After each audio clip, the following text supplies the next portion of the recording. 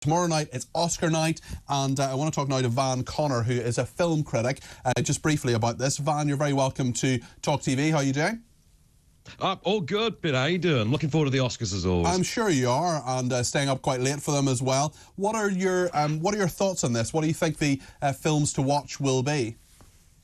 Well, I mean, your frontrunner this year is Everything Everywhere All at Once, which, to be honest, is one of the best films of the past year. And it is actually quite rare that the frontrunner for the Oscars is genuinely one of the better films of the year. So, something worth celebrating.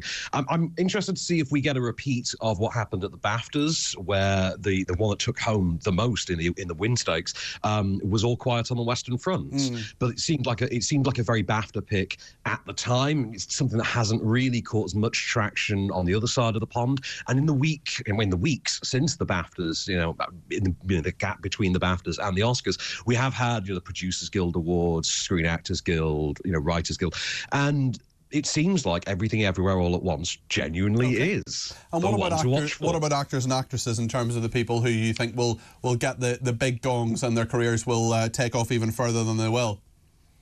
Now, I think as far as the actress category goes, that one's kind of a dead cert for Cate Blanchett, with a faint possibility of an upset and it going to Michelle Yeoh. Very deserving, great actress. Would be amazing to see her get the award. But at the same time, you've got the actor category, which is effectively at this stage a two-horse race with a pretty convincing third stringer, in that you've got Colin Farrell for Banshees of Inisherin, which seems like an easy win. You've got Brendan Fraser for The Whale, which again seems like an easy win.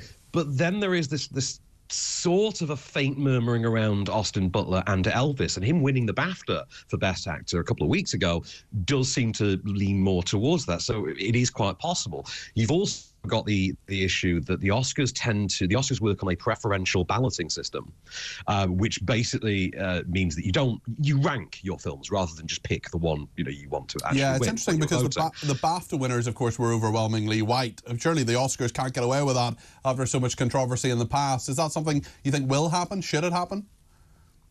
I think, the sort of influence of increasing diversity through the Academy has had an interesting effect as regards nominees, certainly, and as regards the people who have actually been inducted, who are voting for them, even if they're not voting for films that promote specific diversity, they actually are coming from a place of diversity now, because so much more of the Academy is made up of persons of colour, is made up of members of the LGBT community now, and we're seeing that, again, largely through something like Everything Everywhere All at Once. That's a film that you think wouldn't really necessarily have gotten a look in 5 years ago. And it's a sign of shifting times, I think. Okay, well, listen, thank you very much indeed. I hope you enjoy yourself tomorrow night, Van. That's Van Connor there, who is a film critic, giving us his thoughts on the Oscars.